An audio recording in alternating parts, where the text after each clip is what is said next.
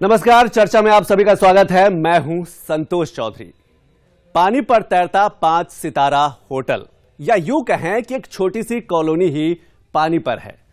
जी हां, हम बात कर रहे हैं गंगा विलास क्रूज की, जो काशी पे खड़ा है, लेकिन अब उसकी यात्रा 13 तारीख को इसकी यात्रा शुरू होगी। और जैसे ही यात्रा शुरू होगी, जल की बात करें, जल यात्रा की बात करें या फिर वाटर टूरिज्म की बात करें, एक नया इतिहास लिख जाएगा, क्योंकि नदी पर सबसे लंबी दूरी तय करने वाला ये पहला क्रूज होगा जो गंगा विलास क्रूज होगा। और जल की जब भी हम बात करते हैं तो जल के क्षेत्र में भी असीम संभावनाएं नजर खुल के आती हैं। रोजगार की बात करें, पर्यटन की बात करें, तो आज इसी विषय पर बात करें कि गंगा विलास क्रूज जो है वो कितनी आधुनिक सुविधाओं से लैस है। इसके साथ साथ आने वाले दिनों में जो संभावनाओं का द्वार है पानी के क्षेत्र में, पानी प्रगति का जो रास्ता तय करेगी, उसमें कितनी संभावनाएं निकल के आएंगी, आज इसी विषय पर बात करेंगे। लेकिन सबसे पहले एक रिपोर्ट देख लेते हैं और समझने की कोशिश करते हैं कि जो गंगा विलास क्रूज है उसमें कौन कौन सी आधुनिक सुविधाएं हैं और आने वाले दिनों में इन सुविधाओं का लाभ लोगों तक कैसे पहुंचेगा। सबसे पहले एक रिपोर्ट देख लेते हैं। क्या आपने पानी पर तैरता 5 सितारा होटल देखा है? क्या आपने पानी पर तैरता स्विमिंग पूल देखा है? तो चलिए आपको सैर कराते हैं लग्जरी गंगा विलास क्रूज का, जो विश्व की सबसे लंबी नदी यात्रा होने वाली है। तो हो जाइए तैयार शानदार लग्जरी गंगा विलास को देखने के लिए।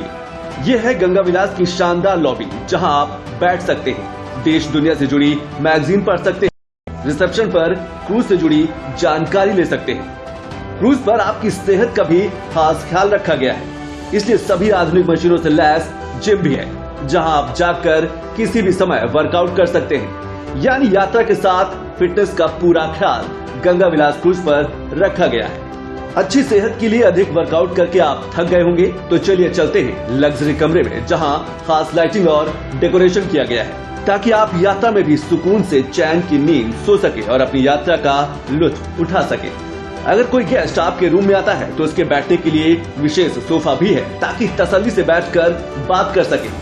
जब आप कमरे से बाहर निकलेंगे तो बेहतरीन कालीन से सुसज्जित कॉरिडोर देखकर आपको देश के किसी बड़े 5 सितारा होटल का कॉरिडोर का फील आएगा। जगमगाता ये कॉरिडोर आपको ले जाएगा गंगा विलास क्रूज के बड़े रेस्टोरेंट में, जहां आप भारतीय व्यंजन का लुत्फ उठा सकते हैं। ब्रेकफास्ट से लेकर डिनर तक आप सब कुछ यहाँ आराम से नदी की लहरों और किनारों का नजारा लेते हुए कर सकते हैं। यात्रा में थकान न हो, इसलिए जरूरी है कि शरीर को चुस्त दुरुस्त रखा जाए, और इसके लिए सभी औषधियों से लैस स्पा भी है, जहां आप अपने को रिलैक्स कर सकते हैं। तो ये रहा गंगा विलास क्रूज का सभी सुविधाओं से लैस बेहतरीन नजारा। तो उगते डूबते सूरज की पानी में तैरती मोहित करती रश्मियों के साथ देश में जल यात्रा का नया सफर शुरू होने वाला है, जिसका सबको इंतजार है। Bureau report, Doordarshan news, Lucknow.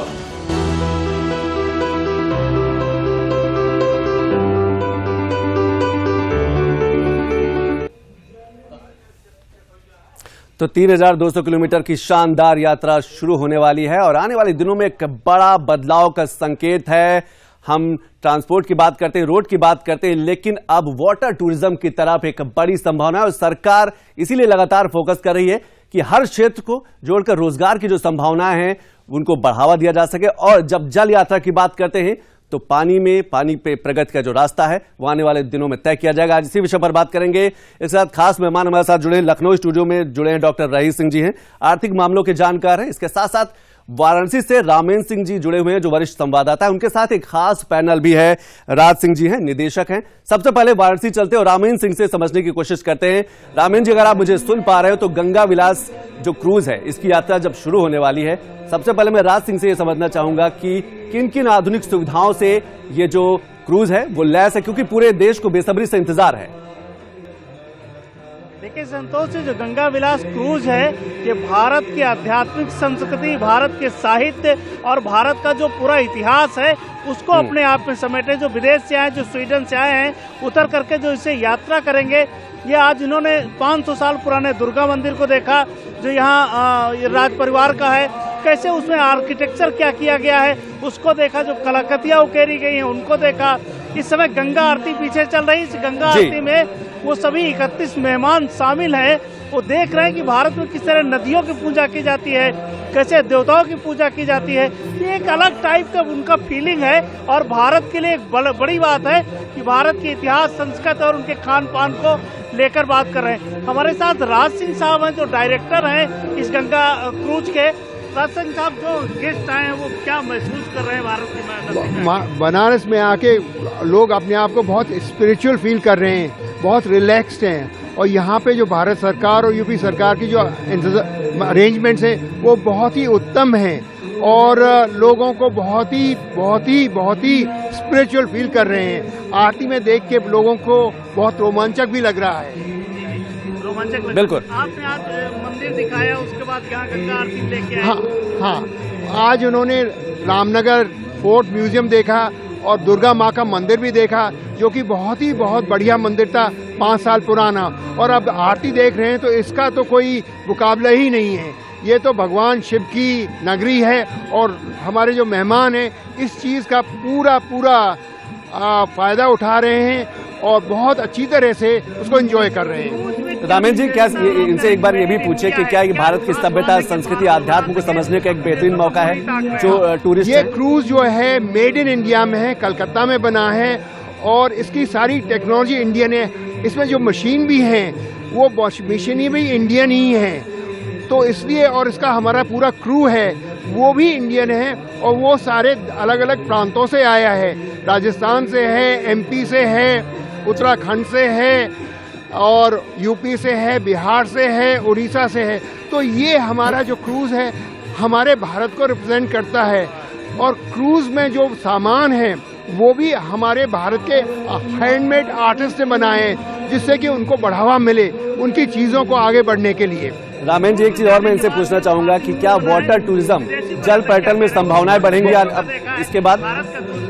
ये विदेशी पर्यटक जो स्विट्जरलैंड से आए हैं और स्विट्जरलैंड में भी जहाज हैं, लेकिन उन्होंने ऐसा जहाज नहीं देखा जो इतना बढ़िया हो, जो हाथ का बना हो, जिसमें रंग बिरंगे कमरे हैं। और ये रंग बिरंगे कमरे जो हैं ये हमारे जो भारत की संस्कृति है, हमारे कलर्स हैं, उनको रिप्रेजेंट करते हैं। अलग अलग कमरों का अलग अलग रंग है और हम इसमें जो और खासियत यह है कि इसमें जो टेक्सटाइल्स हैं वो बनारस से हैं, भदोही से हैं और दूसरी जगह से हैं। इसी तरह से ये चीज़ें जो हैं ये सारे भारत का एक अमलगम है, मिश्रण है, मिक्सचर है। हमारे चाहे क्रू हो, चाहे हमारे इंटीरियर्स हो। और ये जो है हमारा डॉक्टर अन्नपूर्णा गरिमाला जो फॉरमोस्ट आर्ट हिस्टोरियन है, ये उनका कॉन्सेप्ट है किस तरह से हमारे आर्टिस्ट को बढ़ावा दिया जाए, उनकी चीज़ों को आगे बढ़ाया जाए। तो इसके लिए मैं डॉक्टर अन्नपूर्णा गरिमाला का बहुत धन्यवाद करता हूँ कि उन्होंने समय निकाल के साथ जोड़ के रखे अपने मेहमान डॉक्टर रईस सिंह को भी हम चर्चा में शामिल कर लेते हैं। उसके बाद मैं दोबारा आपके पास आता हूँ। ब्रिटिश नहीं है, फ्रेंच नहीं है, बट इंडियन। जैसे कि राज सिंह कह रहे हैं कि सभ्यता, आध्यात्म देखने का मौका है, भारत की जो संस्कृति वो समझने का मौका है। क्या हम संभावनाओं की बात करें इस यात्रा के बाद, नदी की जो जल यात्रा के बाद आने वाले दिनों में जल के क्षेत्र में संभावनाएं ज्यादा खुल के आएंगी? 15 में उन्होंने एक मसौदा जारी किया था जो राष्ट्रीय पर्यटक नीति का था, जो 2002 में अटल जी के समय बनी थी और उसी समय 101 जो जलमार्ग थे उनकी एक परिकल्पना की गई थी और उस पर एक काम चला। तो जो आपने पूछा कि किस तरह से ये संभावनाओं का दौर होगा, टूरिज्म को, ये कल्चर को, ये स्पिरिचुअलिज्म को और ये इंडियन लाइफ सिस्टम को पूरी दुनिया के बीच किस रूप में ले जाएंगे। मुझे लगता है कि ये क्रूज उसका पहला एक ऐसा इनिशिएटिव है जो बहुत दूर तक जाएगा। क्या आध्यात्म के साथ अर्थव्यवस्था को एक ही ट्रैक पे लाने का प्रयास है? नहीं, स्वाभाविक है। भारत की आप परंपरागत शैली देखिए तो अध्यात्म और अर्थव्यवस्था दोनों जुड़े थे, क्योंकि आध्यात्मिकता आपको सिखाती थी कि कैसे एक अनुशासित जीवन जीते हैं और आपकी अर्थव्यवस्था आपको दिखाती थी कि कैसे आप प्रॉस्पेरिटी लाते हैं, दुनिया में क्या मुकाम आप कायम करते हैं। 75 ईसा पूर्व में अगर हमारे देश में इतना व्यापार हो रहा था कि विदेशी जो यात्री थे, विदेशी जो व्यापारी थे, वो भारत से डरने लगे थे, तो कहीं ना कहीं आप देख सकते हैं ये दोनों आपस में जुड़े थे। उसका उदाहरण इससे पहले हम दे चुके। हमारा काशी में विश्वनाथ धाम बना और उस विश्व धाम में अगर आने वाले पर्यटकों की संख्या कई गुना ज्यादा बढ़ी हो तो वो इकोनॉमी को जोड़ रहा कि नहीं, एक हब बना रहा है काशी को इकोनॉमिक। तो मैं समझता हूं कि जो जल पर्यटन है ये केवल पर्यटन नहीं है, ये नदी के माध्यम से पूरी दुनिया को भारत की आध्यात्मिक संस्कृति, भारत की स्पिरिचुअल और भारत की जो लाइफ है नदी के साथ जिस तरह से कनेक्ट, उसको तो दिखाएगा ही दिखाएगा। इसके माध्यम से जितना फुटफॉल होगा वो हम टूरिज्म इकोनॉमी को उतना प्रॉस्पेरस बनाएंगे और हमारी ये मूल अर्थव्यवस्था के साथ जुड़कर बहुत सारा चेंज लाने वाला है। काफी बड़ा परिवर्तन आ सकता है और संभावनाओं का जो द्वार है इसीलिए लगातार खोला जा रहा है, क्योंकि जहां हम अध्यात्म की बात करते हैं, सभ्यता की बात करते हैं, संस्कृति की बात करते हैं, तो इन सब के साथ अर्थव्यवस्था को बूस्टअप देना भी बेहद जरूरी है। और जो गंगा विलास क्रूज है वो इसी उद्देश्य के साथ शुरू भी किया गया कि आने वाले दिनों में एक नए जल यात्रा की शुरुआत हो सके, जल पर्यटन को बढ़ावा दिया जा सके। ग्राफिक्स के माध्यम से हम समझने की कोशिश करते हैं कि देखने की कोशिश करते हैं कि किन किन सुविधाओं से ये लैस है गंगा जो विलास जो क्रूज है। इसके साथ साथ आने वाले दिनों में क्या संभावनाएं उभर कर सामने आएंगी, सबसे पहले ये देख लेते हैं। एक मैप देख लेते हैं और मैप के माध्यम से पहले यह समझने की कोशिश करते हैं कि जो गंगा विलास क्रूज की जो यात्रा है कहां से शुरू होगी और कहां तक जाएगी, किन किन नदियों से गुजरेगी और किन किन शहरों से गुजरेगी। शुरुआत जो है वाराणसी से हो रही है।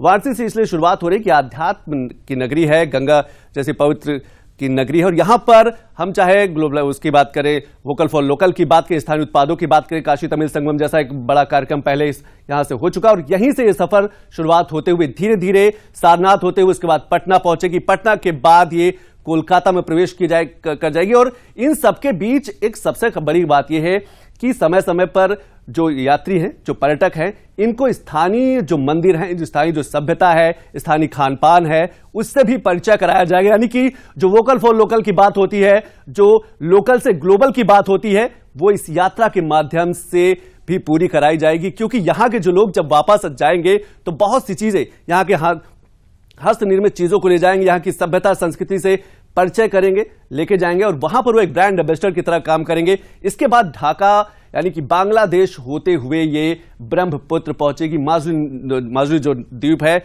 वहां पर पहुंचेगी और मकसद यही है इस यात्रा के माध्यम से स्थानीय उत्पादों को बढ़ावा दिया जाए। अलग अलग संभावनाओं को तलाशना भी बेहद जरूरी है ताकि युवाओं को रोजगार मिल सके। रामेन जी, एक बार फिर मैं आपके पास आना चाहूंगा और समझना चाहूंगा कि स्थानीय लोगों में कितना उत्साह है, क्या वो गंगा विलास क्रूज को लोग देखने आ रहे हैं, क्या उसको समझने आ रहे हैं, क्योंकि एक पूरे देश को बड़ा इंतजार है।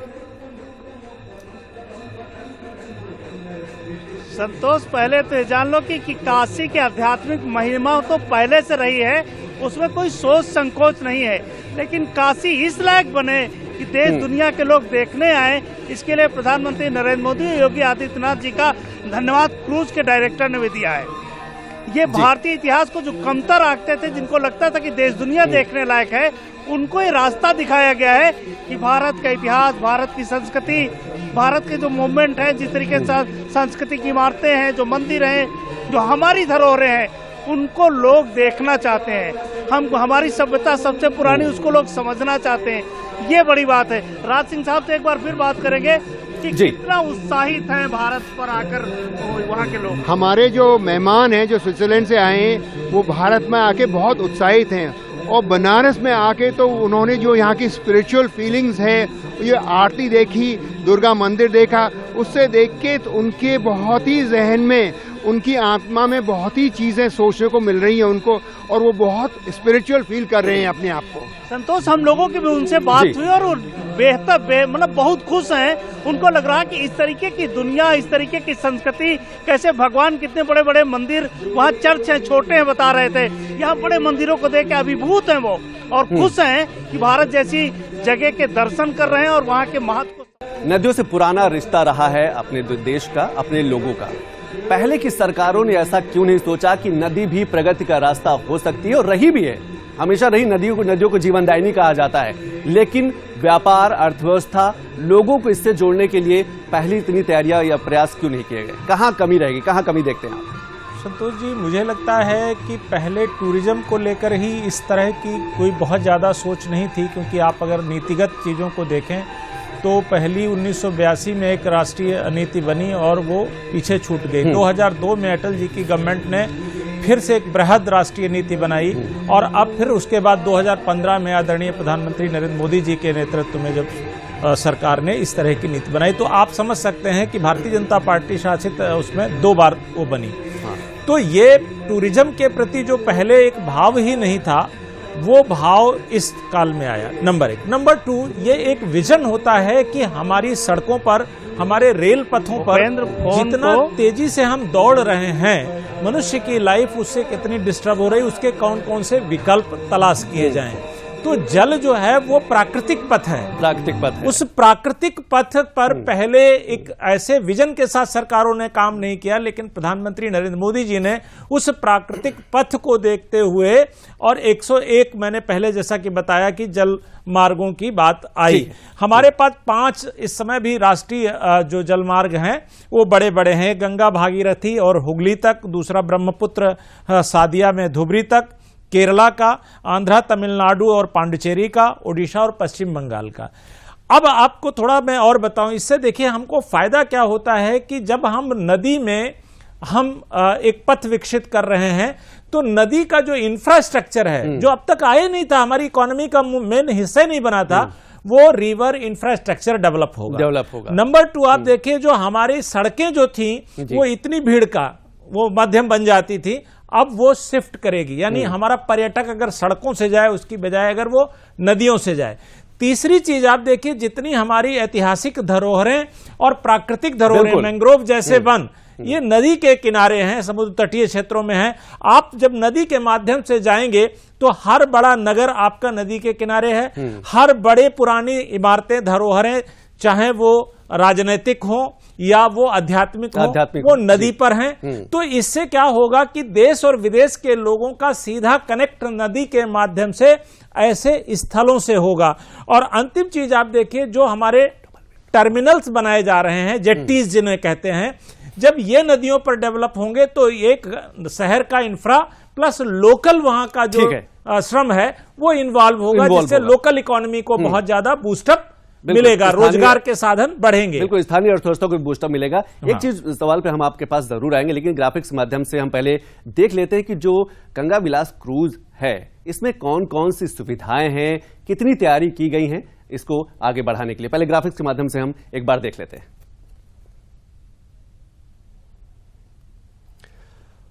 तो नदियों के रास्ते भारत के शहरों में घूमने का चलन अब शुरू हो चुका है। एक बड़ा संभावनाओं की जो शुरुआत हो चुकी है। जब हम वाटर टूरिज्म की बात करते हैं, जल यात्रा की बात करते हैं, जल में असीम संभावनाओं की बात करते हैं, गंगा विलास क्रूज विश्व की सबसे लंबी नदी यात्रा होने वाली, यानी कि 13 तारीख को जैसे ही शुरुआत होगी, भारत का नाम इतिहास में दर्ज हो जाएगा। सबसे लंबी नदी यात्रा होगी क्रूज की। गंगा विलास क्रूज भारत में निर्मित पहला रिवर शिप है, यानी कि मेड इन इंडिया है, यानी कि भारत में बना हुआ। इसके साथ साथ 13 जनवरी को विश्व की सबसे लंबी रिवर क्रूज यात्रा की होगी शुरुआत। लगभग 3200 किलोमीटर की यात्रा होगी और 50 दिन की यात्रा होगी, जो आने वाले दिनों में एक बड़ा बदलाव के संकेत हैं। वाटर टूरिज्म को लेकर 13 जनवरी को प्रधानमंत्री जो है गंगा विलास क्रूज को हरी झंडी दिखाकर रवाना करेंगे। उसी के साथ सबसे लंबी नदी यात्रा की शुरुआत हो जाएगी। गंगा विलास क्रूज जो है 3200 किलोमीटर की यात्रा तय करेगा और यात्रा की जो समय सीमा है लगभग 50 दिन में यह यात्रा पूरी होगी। अलग अलग नदियों से अलग अलग शहरों में जो गंगा विलास क्रूज है वो पहुंचेगा। वहां पर स्थानीय जो सभ्यता है, अध्यात्म है, उसका नजारा मिलेगा। इसके साथ साथ स्थानीय उत्पादों को भी बढ़ावा मिलेगा। वाराणसी से चलकर बांग्लादेश के रास्ते होते हुए डिब्रूगढ़ पहुंचेगा ये गंगा विलास क्रूज, जो नदी पर तैरता 5 सितारा होटल कहा जा सकता है। सभी आधुनिक सुविधाओं से लैस होगा। 50 से अधिक पर्यटन क्षेत्रों से होकर गुजरेगा ये लग्जरी होटल। जब हम मंदिरों की बात करते हैं, आध्यात्म की बात करते हैं, जैसे जब वाराणसी से निकलेगा तो इसके बाद पटना होते हुए, कोलकाता होते हुए, बांग्लादेश ढाका होते हुए ये ब्रह्मपुत्र नदी पहुंचेगा। इसके साथ साथ गंगा विलास क्रूज के अंदर 18 स्वीट्स है जो सभी सुविधाओं से लैस है, यानी कि वाटर टूरिज्म को बढ़ाने के लिए एक बड़ी पहल की गई है, एक बड़ी शुरुआत की गई और इसका आने वाले दिनों में एक बड़ा बदलाव भी देखने को मिलेगा। एक बड़ा रेस्टोरेंट है जिसमें आराम से बैठकर ब्रेकफास्ट, लंच या डिनर किया जा सकता है। यानी कि जब हम पानी पर तैरते हुए 5 सितारे होटल की बात करते हैं तो ये अपने आप में एक बड़ा अनुभव होगा आने वाले दिनों में लोगों के लिए। बेहतरीन खूबसूरत स्पा भी है,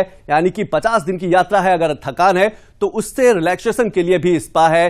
क्रूज का अनुभव सुखद बनाने के लिए संगीत और सांस्कृतिक कार्यक्रम का भी यहां इसमें आयोजन होगा, यानी कि भारत की जो सभ्यता है, जो संगीत है, जो लोकगीत है, जो गीत है, इनका भी इसमें प्रदर्शन किया जाएगा। तो एक ऐतिहासिक यात्रा शुरू होने वाली है। डॉक्टर रहीस सिंह जी, जी जब हम यात्रा की बात कर रहे हैं, गंगा विलास क्रूज की बात कर रहे हैं, तो क्या आपको लगता है अपने देश में बहुत बड़ी बड़ी नदियां हैं जिसमें असीम संभावनाएं हैं, तो क्या आपको लगता है नदियों को एक बार पुनर्जीवन फिर मिलेगा, नदियों से लोगों को रोजगार जुड़ेगा, नदियों से लोगों का जीवन जुड़ेगा? तो जब हम गंदगी की बात करते हैं, बाकी चीजों की बात करते हैं, उसमें भी कहीं न कहीं सुधार होगा? स्वाभाविक तौर पर जब आप एक वाटर वेज के तौर पर उसे डेवलप करेंगे, तो जैसा कि मैं पहले जहां पर मेरी बात छूटी थी कि सबसे बड़ी बात है कि नदियों की रेगुलर ड्रेजिंग होती जाएगी। जब ड्रेजिंग होगी, बालू कहीं नहीं जमेगी और उनके तट जो है विकसित होते चले जाएंगे, तो नदियां चैनलाइज रहेंगी। तो इसका एक जो सबसे बड़ा फायदा मिलेगा, जो कभी कभी आप देखते हैं आकस्मिक बाढ़ आ जाती है और लोग आसपास के जो क्षेत्र हैं वो डूब जाते हैं, आप उनसे वो लोग बचते रहेंगे, ये सबसे बड़ा फायदा। दूसरी चीज आप देखिए कि जब नदी से आप होकर के यात्रा करेंगे ना, तो आप बहुत सारी ऐसी चीजों को देखते जाएंगे जहां पर आप पहले लोगों को लगता था कि नहीं वहां टूरिस्ट प्लेस है, लेकिन जाते नहीं थे, सड़क मार्ग से नहीं जाते थे। अब क्या है, आप एक ही जगह पर उन्हें वो सारी चीजें अवगत करा रहे हैं। उस क्रूज के अंदर उन स्थानीय संस्कृतियों से, लोक गायकी से, लोक कल्चर से और उनके साथ साथ जो लोक कलाएं हैं, जब उनको परिचित कराते हैं तो उनके अंदर एक भाव विकसित होता है कि क्या है ये, हम इसे जाने। तो चाहे वो देश के अंदर का कोई टूरिस्ट हो या विदेश के अंदर का कोई टूरिस्ट हो, क्योंकि हमारे यहाँ क्षेत्रीय संस्कृतियां बहुत अधिक हैं, क्षेत्रीय भाषाएं हैं, क्षेत्रीय कलाएं हैं, वो उनसे परिचित होना चाहता है, वो अन्वेषित करना चाहता है। तो ये नदी की जो यात्रा है या जो जल पर्यटन है, ये केवल इकोनॉमी का नहीं, केवल कल्चर का नहीं, केवल स्पिरिचुअलिज्म का नहीं, बल्कि भारत को जानने का, भारत की लोक संस्कृति को जानने का, भारत की लोक कला को जानने का एक नया मार्ग जो है। बिल्कुल सही कहा आपने कि भारत की लोक संस्कृति, संगीत, गीत, खान पान या स्थानीय उत्पादों को जानने समझने का एक बड़ा मौका है। रामेन जी, समय की बेहद कमी है, एक आखिरी सवाल, आने वाले दिनों में कितना बड़ा बदलाव देखते हैं? क्योंकि नदियों की कमी नहीं है अपने देश में, बहुत सी नदियां हैं, बहुत बड़ी नदियां हैं, क्या असीम संभावनाएं हैं?